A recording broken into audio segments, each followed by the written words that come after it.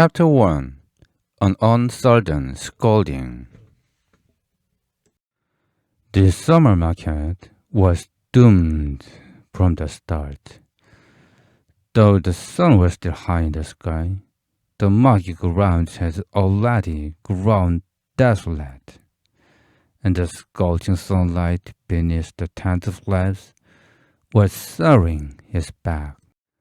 Most of the villagers had already returned home, leaving only a few unlucky watercolors hanging around the street.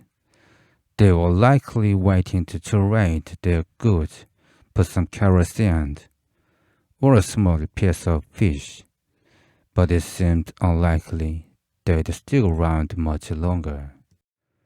The birds turned to swarms of flies, and pesky gadflies were becoming a nuisance, as anyone who pockmarked a left-handed clothes merchant hesitantly tried to persuade his business partner Josandal once again. "Shall we pack it up?" he asked. "You've made a right decision. Have you ever had a satisfying day at Bongpyeong Market? We'll have to make some money at Daewon Market tomorrow," Joe replied. "We'll have to work all night," he said. "The moon is bright," Joe remarked, as Josanda counted the money he had earned that day, making a jangling sound. Someone began to take down the white tent from the post and pack up the goods they had displayed. The two round wicker baskets were filled to the brim with lots of cotton cloths and silk, and the matte scraps of fabric were left scattered. Some of the peddlers were already closing up their stalls. There were even those who quickly left: the fishmonger, the tinker, the candy seller, and the ginger seller. All were gone. Tomorrow there will be markets in Jinbu and Daewha. The peddlers must work more than 20 kilometers through the night, making their way under the moonlight. The market was as messy as a yard after a feast, and fights had broken out in the turbans. In the lively sounds of the inn, mixed with drunken curses, a woman's sharp voice cut through the noise. Market night always began with a woman's scream. "Someone, you can act like you don't care, but I know you've got feelings about Jung Jeb." Josandal gives a slight grin, as if certainly reminded by the woman's voice.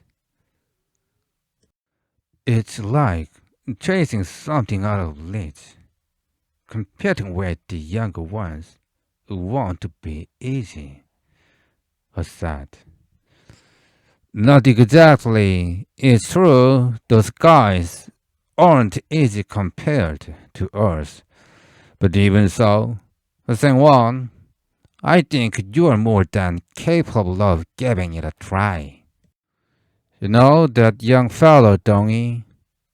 The kid seemed to have pretended to be innocent while managing to charm Chung Jeb. Joe said. "What? That youngster?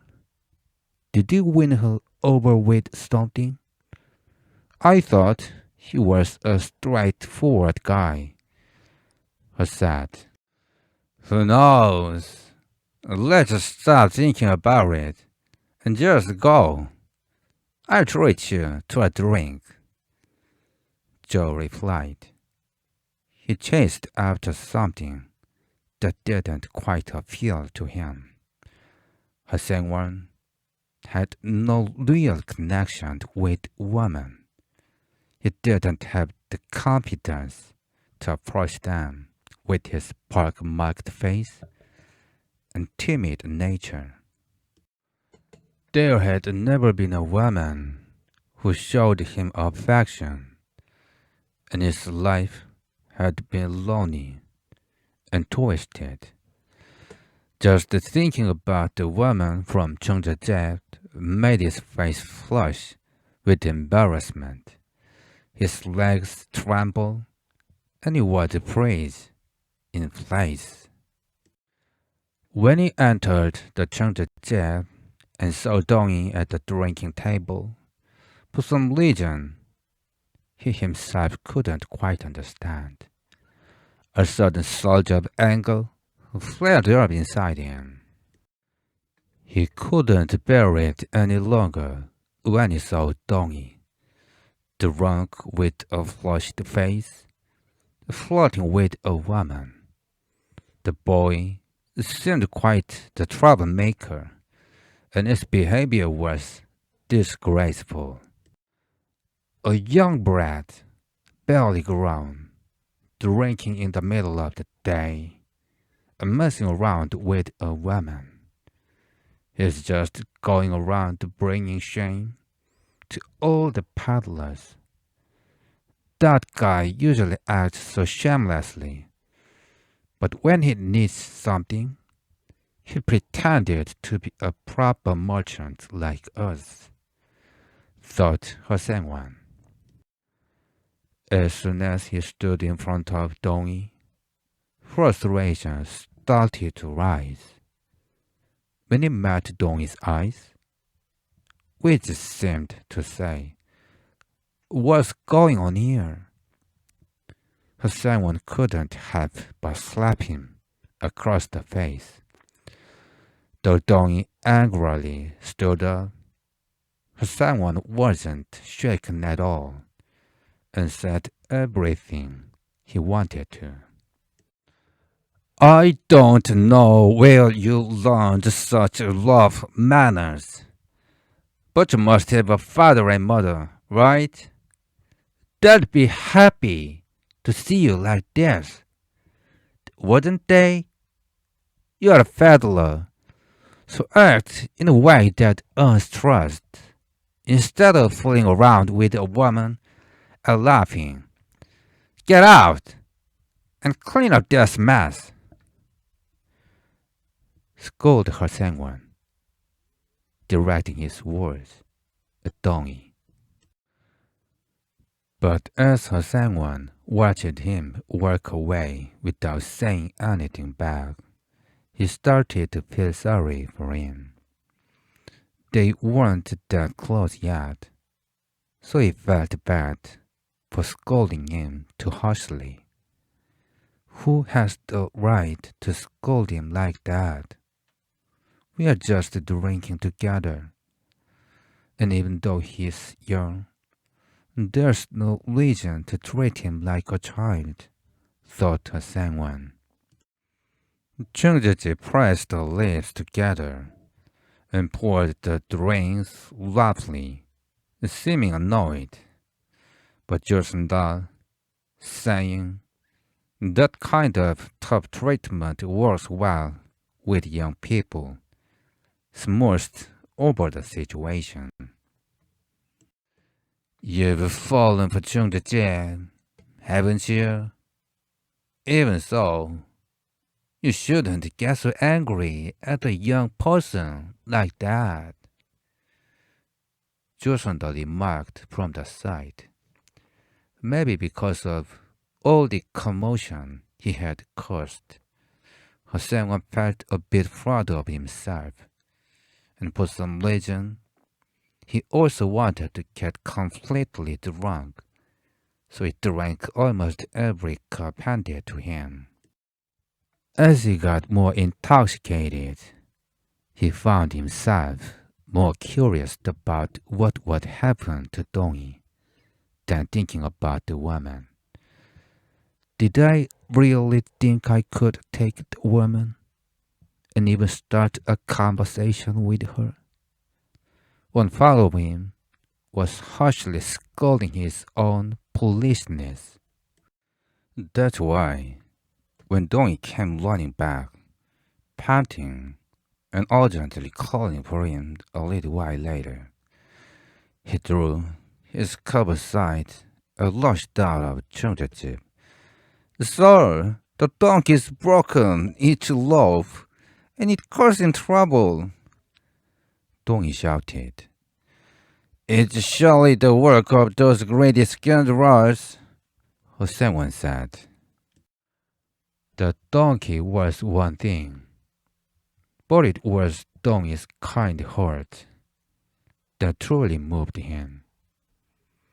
As he followed behind, rushing across the floor, his bleary eyes began to feel warm. They're such sly scoundrels that I couldn't do much about it myself, Donnie said. We shouldn't just leave those who treat the donkey badly, someone replied. The donkey was not just an animal, it was a friend he had spent half his life with, sleeping in the same turban and soaking in the same moonlight, traveling from one market to another. 20 years had aged both the man and the animal together. The coarse fur on the back of its neck had become as dull as its master's hair, and its weary, damp eyes, like its master's, had sleep-crusted in them. Its tail, worn down like an old short broom, waved weakly to try to swat away flies, but it couldn't even reach its legs anymore. No one knew how many times its worn hooves had been trimmed and given new shoes. The hooves had stopped growing long ago, and between the worn shoes, blood oozed through. Just by smell, it could recognize its master, and it welcomed him eagerly, as if relieved and ready to pour out everything it had to say. He stroked the donkey's neck, as if soothing a small child. The donkey flared his nostrils and let out a gentle snort, spraying a bit of snot. Someone had often been troubled by this animal. It seemed the child had been playing rough with the donkey. His body, soaked in sweat, trembled, and it didn't seem to calm down easily.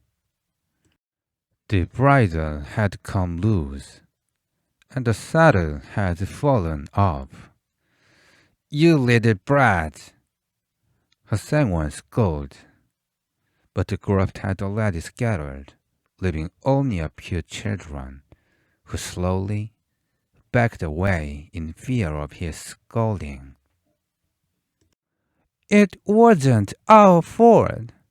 He's acting crazy just from singing or jamming, one snot-nosed kid shouted from afar. That little brat!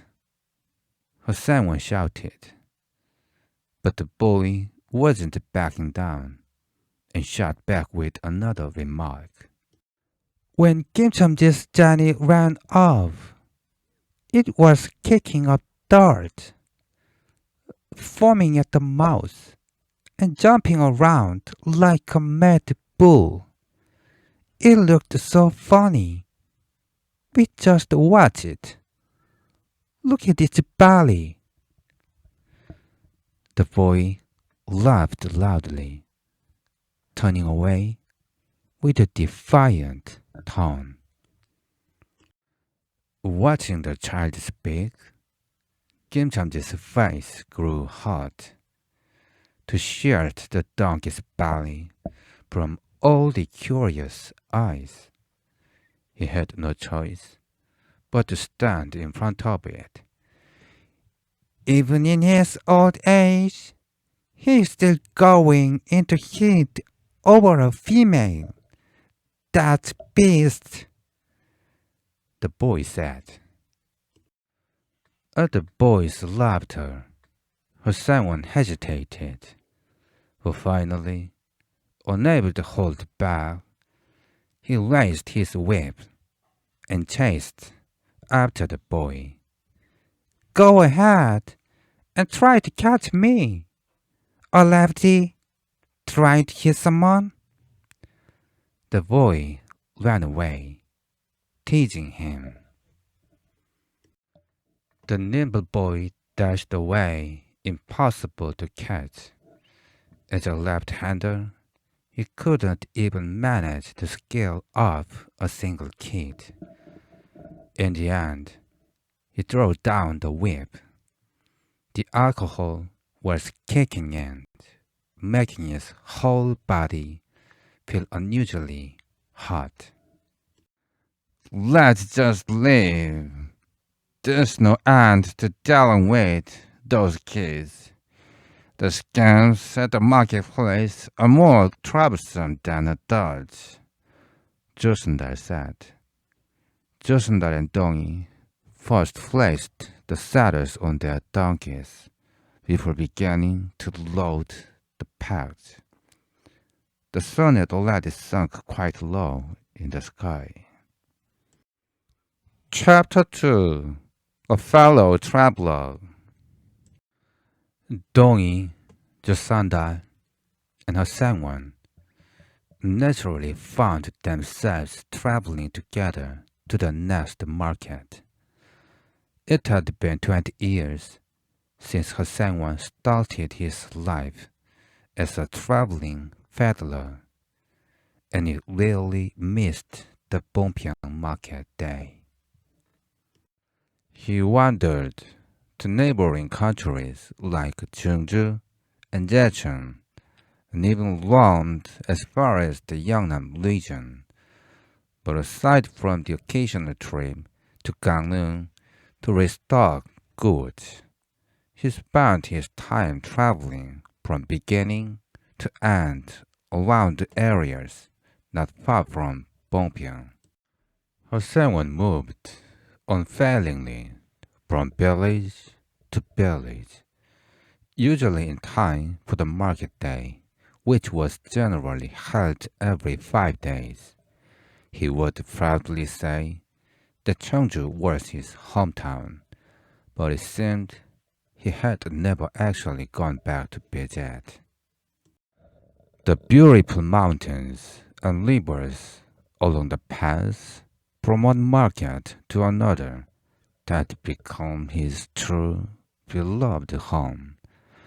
After working for half a day, step by step, when he was finally close to the village with the market, and his loved donkey let out a loud bray, especially if it was evening, with lanterns flickering in the darkness, or someone pulled legends he couldn't quite understand, would always find his heart racing.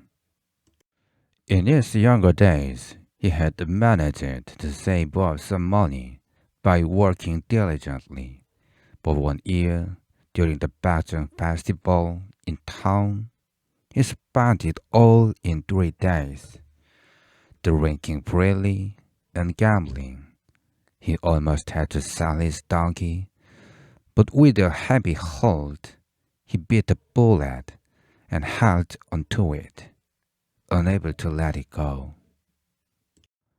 In the end, he had no choice but to go back to paddling, as all his efforts had come to nothing.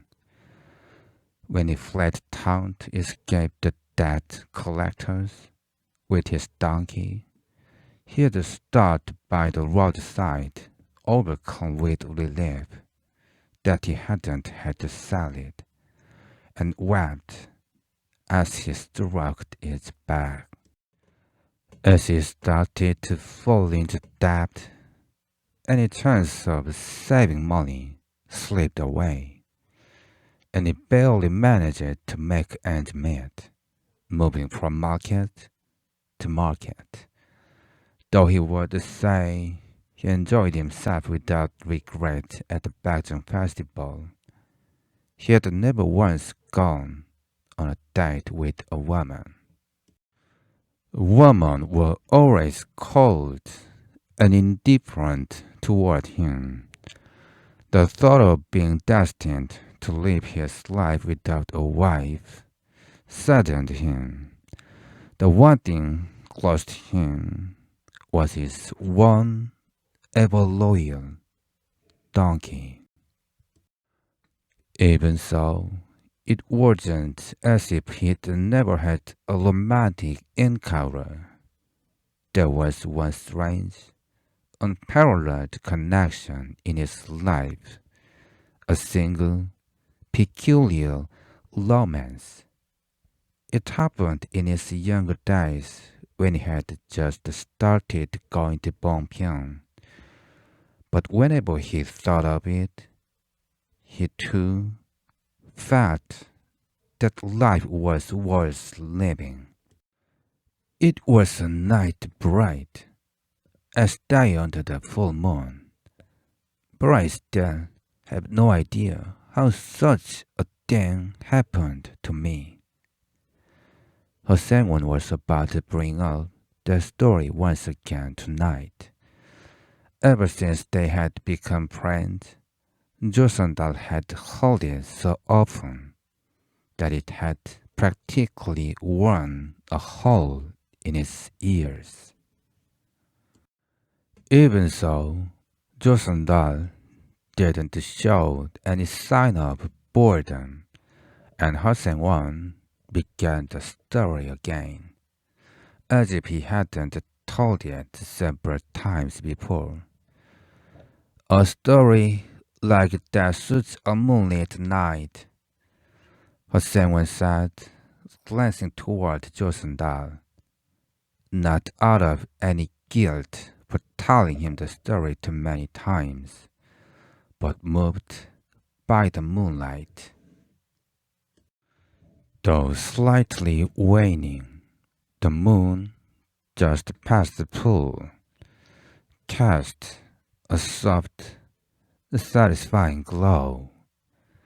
They had more than 30 kilometers of night travel ahead to Daehwa, crossing the mountain passes, steering and trekking through fields and mountain paths. The path now stretches along the long mountainside, around the hour past midnight, in the deathly stillness. The moon's breathing like a beast could almost be felt, and the bean stars and calm leaves were soaked even deeper in its blue light. The hillsides were entirely covered with the buckwheat fields, and the flowers just beginning to bloom sparkled in the moonlight like a sprinkling of salt, so gorgeous that I could hardly breathe. Amidst the faint, lingering fragrance of the magic lilies, the donkey's steps are light. The path is narrow, so the three people line up in a single file on their donkeys. The bell, hanging on the donkey, rings clearly, jangling as it drifts through the buckwheat fields. The voice of her Sangwon, leading at the front, doesn't reach Dongi at the back very clearly. But Dongi is absorbed in the atmosphere in his own way. Her Sangwon, also fully immersed in the mood, had begun to tell his story. It was surely a night like this on market day. The bare-floored room, in the end, was so warm that I fell asleep. So in the middle of the night, I woke up alone and went to the stream to bathe. Bongpyeong is the same as ever, with buckwheat fields everywhere we look. So the stream side is covered in white flowers. I could have undressed by the rocky field, but since the moon was so bright, I went into the watermill to take off my clothes. The world is full of strange happenings, isn't it? There, I unexpectedly ran into the young lady from the Song family. She was the most beautiful in all of Bongpyeong. I guess she was meant to be in my fate. Makes sense, answered Josundal, yet he only took a long drag on his cigarette, as if holding back his words and letting the other continue. The fragrant puff smoke drifted into the night air and dissolved. Of course, she wasn't waiting for me, but she wasn't waiting for another man either, because she was crying. I could guess the situation, with the Song family going through a difficult time, everything really falling apart. Being a family matter, of course, the daughter must have had her own worries. If only a good match were available, they'd marry her off. But she insisted she'd rather die than marry. But is there any time a young woman tugs at your heart more than when she's crying? At first, she looked a bit startled. But when one has worries, the heart seems to soften more easily.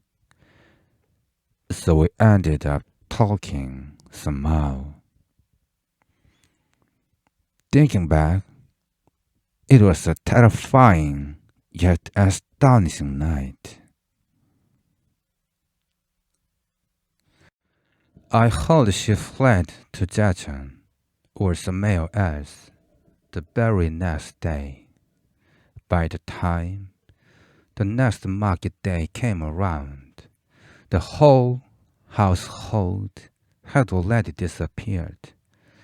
The place was filled with all sorts of baseless rumors. There was even nasty gossip, saying she might have been sold off to a bar. Do you know how many times I searched through Jachan? The only special moment I've ever shared with the woman was that day. The night was both the first and last night of my life.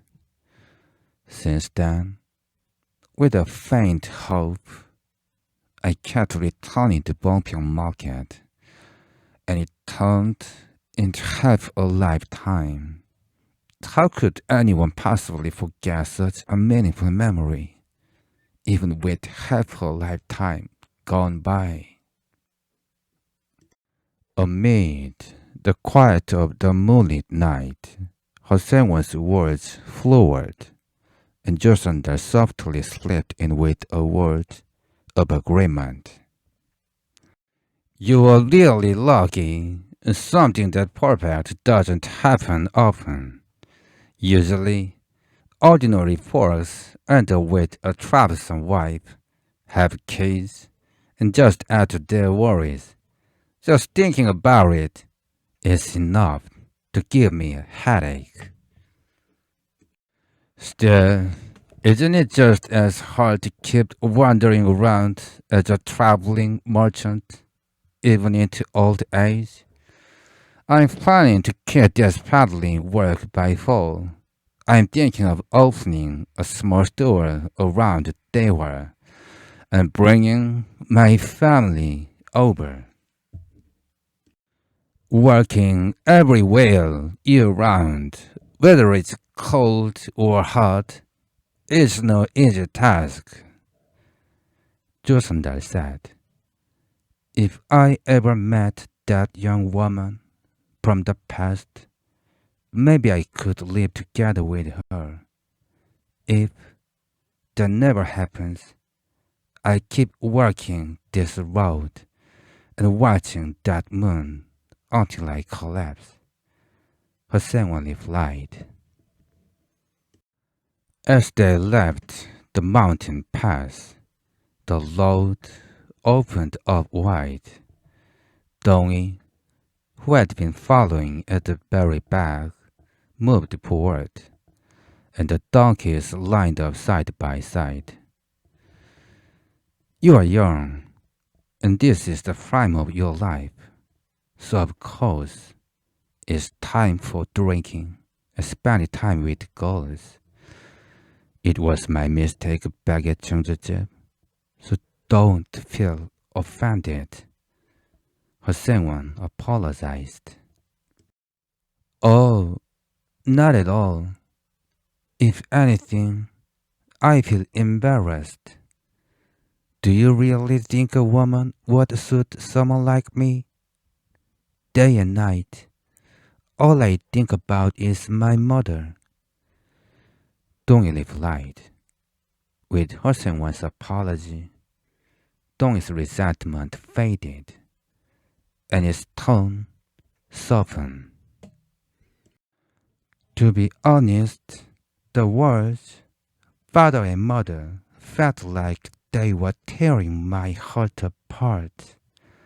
I don't have a father. My mother is the only family I have. Dong-yi said. Did he pass away? Hyo-seok asked. It hasn't been there from the start. Dong-yi replied. Is there such a thing in the world? Someone said. As Seok and Sanda laughed loudly, going, ha ha ha ha ha. Dong-yi, putting on a serious face, couldn't help but argue back.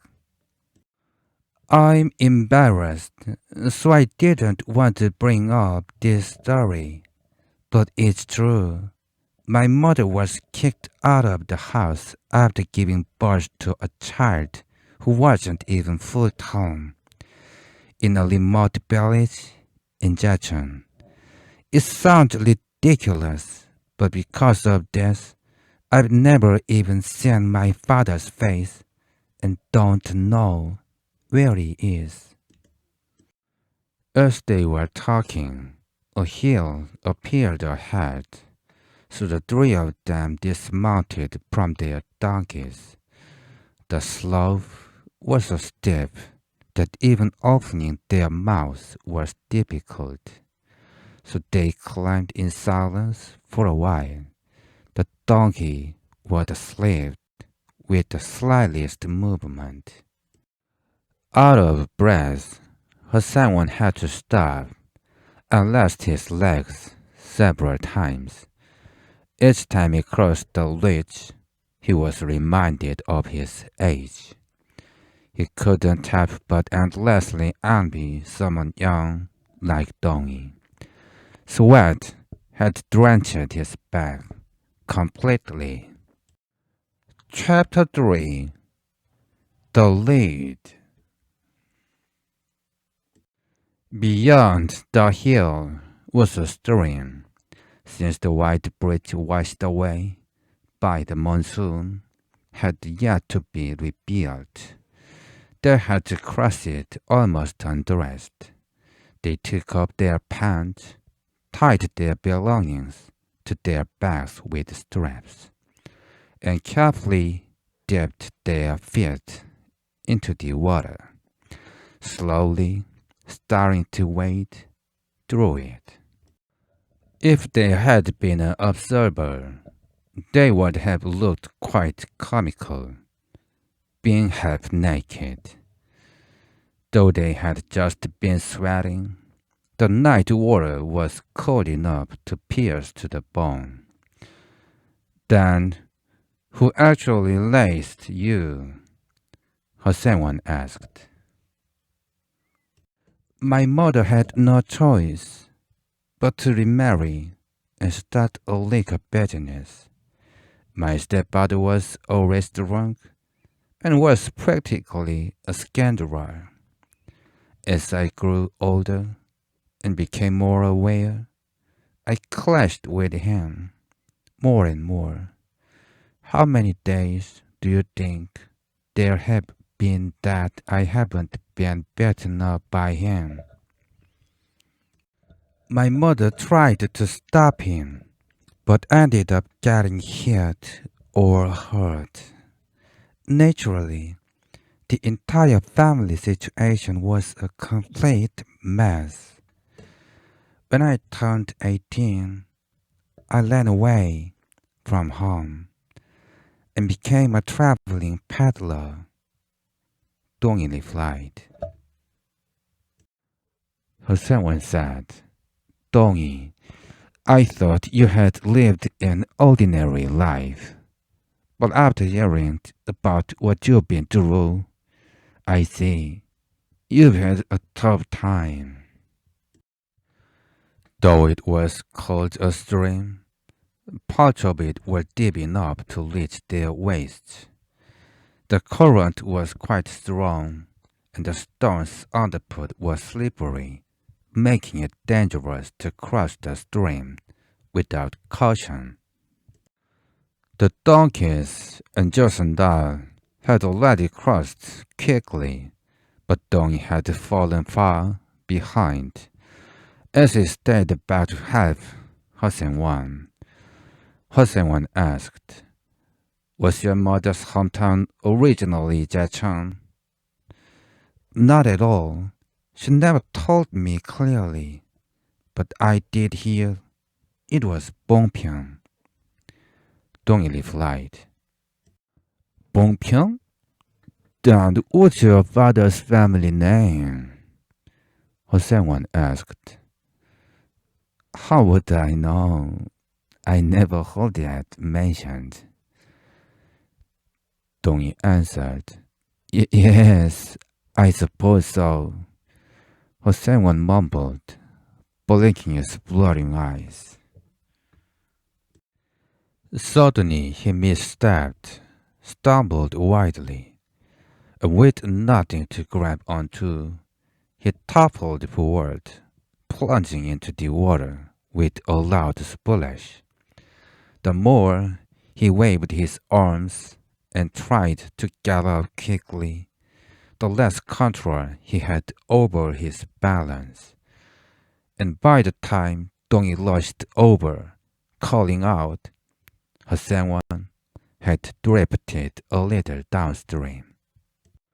Soaked from head to toe, he looked even more pitiful than a wet puppy. Though Dongyi was in the water, he managed to lift Hyo-seok with ease. Even though he was wet, Seok's frail body felt light to Dongyi. I'm sorry to be such a burden. I must have been a bit out of it today, Hyo-seok said.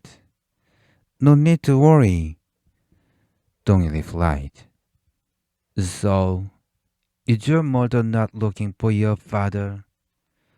Hyo-seok asked.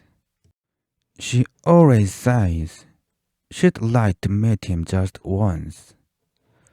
Dong-yi answered. Where is she now? Ho-sang asked. She's separated from my stepfather and staying in Jecheon. I'm planning to bring her to Bongpyeong in the fall. By staying determined and working hard, I know we'll manage to get by. Dong-yi replied. Well, that's a good thought. This fall, you say? The warmth of Dong-yi's broad, sturdy back felt so comforting that someone could feel it deep in his bones. As they neared the end of the crossing, he found himself wishing he could stay on a little longer.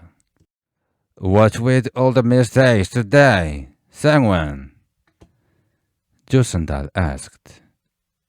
Sang-won looked at him and finally couldn't hold back his laughter. I was thinking about a donkey. That's why I slept. Didn't I tell you?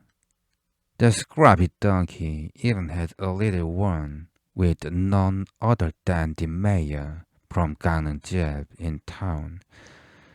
Is there anything in the world cuter than a little donkey with its ears pucked up, trotting around? I sometimes go to town just to see it, someone said. A remarkable little donkey, incapable of drawing a person into the water. Jo-sung-dal replied. Sang-won wrung out his wet clothes and put them back on. His teeth chattered, and his chest tightened from the intense cold. But strangely, his heart felt light and buoyant. Let's hurry on to the end. We'll light a fire in the yard and rest in the warmth. Let's even boil some warm water for the donkey. After we finish up at Daewon Market tomorrow, the next market is Jecheon. It's been ages since I last went to Jecheon. Would you perhaps come along with me, Dong-yi? When the donkey sat up again, Dong-yi held the whip in his left hand. Though Samuel's vision had grown dim over the years, he couldn't help but notice that Dong-yi was left-handed. Their steps grew light, and the bag attached to the donkey rang out clearly across the open night field. The moon had tilted quite a bit in the sky.